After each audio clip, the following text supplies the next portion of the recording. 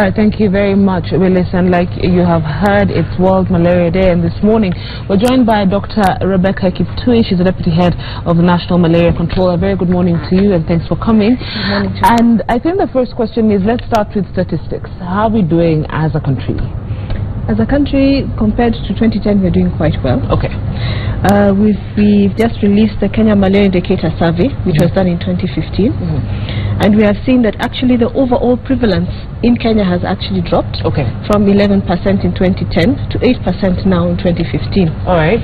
There's also a very good drop in the lake region, that is Nyanza and western region, excluding the Kisii and Nyamira, the highlands, where there's a percentage drop of 11%.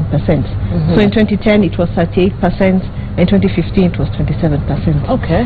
In the central region, that's where we're sitting right now, we have a prevalence of below 1, which is very, very good news. In the western highlands, that's most of Rift Valley region and the highlands of Nyanza, they have a prevalence of 3%, which has remained pretty constant. And the rest of the Kenyan places, that is northeastern and upper eastern, it is at 1%. And the coasts, it is currently at 8%. In 2010, it was at 4%. So, what is central, northeastern, eastern doing right compared to our counterparts in different regions? Why is there such a big difference, disparity, quote unquote? It's because of the ecology there. Okay. Explain to us, because there's some people who in northeastern and in upper eastern, it is so hot, or it's too hot for the vector, which is a female Anopheles mosquito, to breed, and also there's not much water. They need water to breed. So for those regions, by and large, because there's not much rain, the vector usually is not there, unless there's a heavy downpour of rain, like an El Nino phenomenon. Okay. Yeah. So usually they're okay. In the central regions, it's also too cold. Okay. But in the lake region, the conditions there are very, very conducive. We have water bodies and the temperatures are quite right for the breeding of the vector. So it's water bodies and the temperatures need to be quite high for them to then continue breeding. With that said, we have seen that in Europe and the Western world, they've been able to reduce the prevalence by quite a significant number. If I'm not wrong, they're at 0 right now. Yet their conditions at different times of the year could easily make this a phenomenon in their countries. How have they been able to achieve that? I guess they employed, first of all, they have an advantage of the weather. It's not warm throughout the year, not like in the tropics. So that's one advantage they have always had. They're using the same methods that we are currently using. The other thing that you also have to know, urbanization. In most urban centers, you may not have a lot of malaria transmission because the vector really likes clean water. It really likes clean water. So in most urban areas, you might not really get malaria. So the same lessons that both Europe and America used in those days are actually what we're using. Of course, we're having advanced tools, not like the way they've had. For example, we're using long-lasting insecticide-treated nets. These are nets which have already been treated with insecticide, and we have been distributing these nets to the Nyanza region, western region, parts of the Rift Valley region, and the coastal region. So far, we have distributed 12.6 million nets. That is between 2014 and 2015 to each household, and we have really been telling people to use them. We've also provided to them an effective antimalarials, and advising the population, please, if you feel you have symptoms of malaria, please go to the nearest health facility within 24 hours to get treated. And we've even told them, before you get treated, make sure that you have been tested, so that we make sure that they're tested actually for malaria, not another disease. And we'll come to that. But then, reports are now saying, like different articles, even in the papers, saying that we're now becoming drug resistant towards malaria. Is it because we assume what malaria is? Think about it. Every time someone travels up country and comes back with a headache and a tummy ache, they easily say it's malaria. So maybe we can discuss the signs and symptoms that are associated with malaria. The signs and symptoms of malaria are: you have a headache, you have a fever, alternated with chills. You'll feel like vomiting, which we call nausea, and generally you just do not feel well, which we call something general malaise. Yeah. Okay. Yeah. So you have lack of appetite, just don't want to see food. So if that happens, as I earlier said, please go to the nearest health facility. Yes. We have provided tests. We have two kinds of tests. We have the rapid diagnostic test or microscopy, which is the gold standard. So you can have your blood taken, they test you and find out if you're positive. If you're positive, then you will be treated.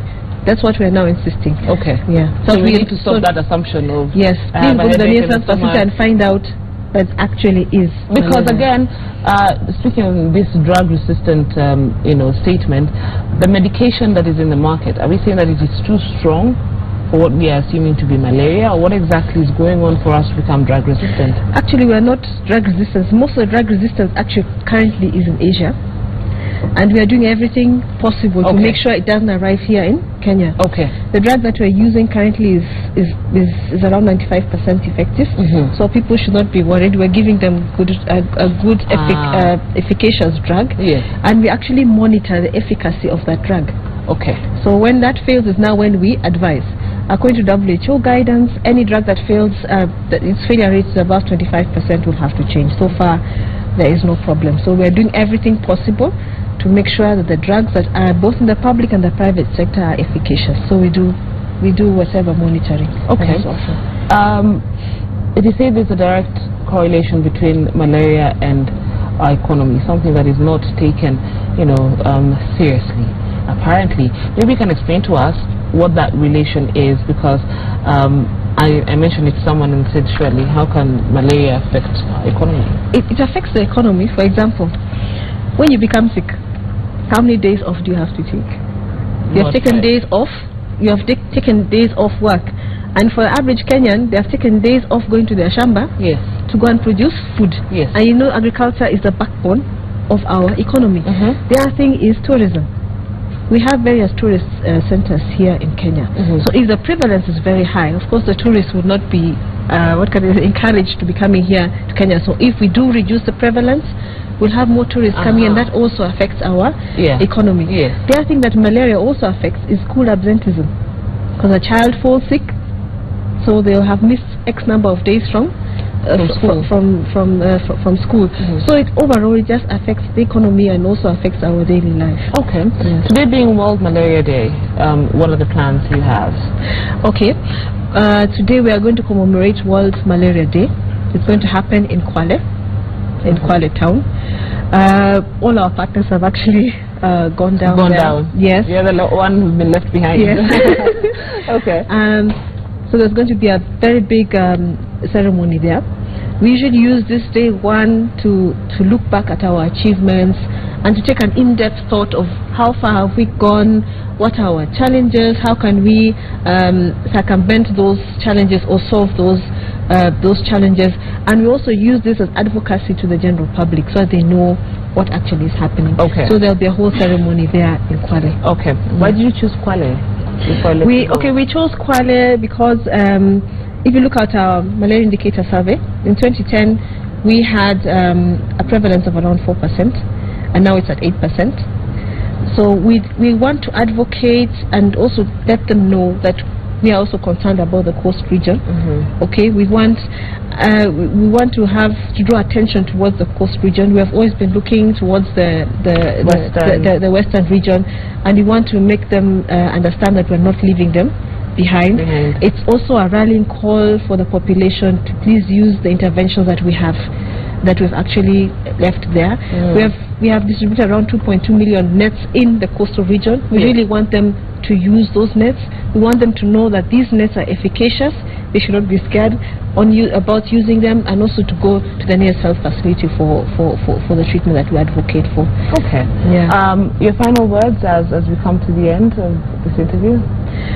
My final words is that whatever we give as a Ministry of Health through the National Malaria Control Program, we'd really like to encourage the populace to use those interventions, and we also would like to assure Kenyans that the interventions that we give them are working, and they're working well, and it's backed up with evidence. Whatever comes from the Ministry of Health is backed up with evidence and with research. They should not be worried about using whatever we give them. But they need to use whatever you give them. Yes. All right, Dr. Rebecca Kiptui, thank you very much for joining us this morning, and wish you all the best as you go out and celebrate World Malaria Day.